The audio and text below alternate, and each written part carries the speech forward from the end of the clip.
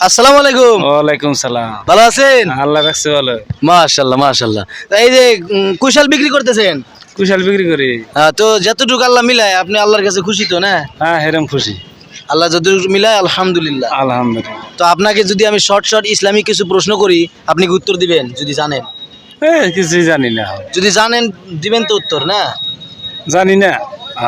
আরে ভাই যদি জানেন আর কি, আমি বলছি যে যদি বলতে পারেন তাহলে ইনশাল্লাহ দিবেন জবাব না? দিমু। মাশাআল্লাহ মাশাআল্লাহ। ঠিক আছে, তো আপনার জন্য প্রথম প্রশ্ন হইলো যে নামাজের ভিতরে প্রথম সূরাটা কোন সূরাটা লাগে? আলহামদুলিল্লাহ। সূরা ফাতিহা। সূরা ফাতিহা। একটু বলেন, আপনি তো নামাজ পড়েন।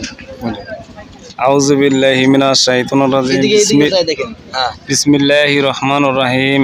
আলহামদুলিল্লাহি রাব্বিল আলামিন আর রহমানির রহিম মালিক ইয়াউমিদ্দিন। ইয়াকা না'বুদু ওয়া ইয়াকা নাস্তাইন। ইহদিনাস সিরাতাল মুস্তাকিম। সিরাতাল লাযিনা আন'আমতা আলাইহিম গায়রিল মাগদুবি আলাইহিম ওয়ালাদ-দাল্লিন। আমিন। মাশাআল্লাহ, ভালো হয়েছে, আরো ভালো করে শিখবেন। হ্যাঁ, কত জায়গায় মানে একটু ভুল হয়, তো ভালো করে আরো শিখবেন। হ্যাঁ, তো শেখা অবস্থায় থাকেন ঠিক আছে।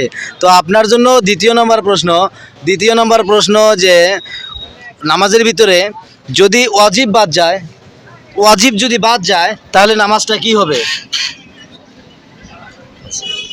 খাই যাব কি না, খাই যাব না। আছে। ফাঁসে কব। কি হইব? ফাঁসে কব। নামাজের ভিতরে যদি ওয়াজিব বাদ যায় তাহলে কি হবে? নামাজটা ফাঁসে কব। ফাসেদ হয়ে যাব। আপনি কি শিওর? ভুল নাই তো এর মধ্যে? না, ভুল নাই। আচ্ছা আচ্ছা, তো সুন্দর, খুব ভালো লাগলো, আলহামদুলিল্লাহ। নামাজের ভিতরে যদি ওয়াজিব বাদ যায় তাহলে নামাজটা ফাসেদ হয়ে যাব।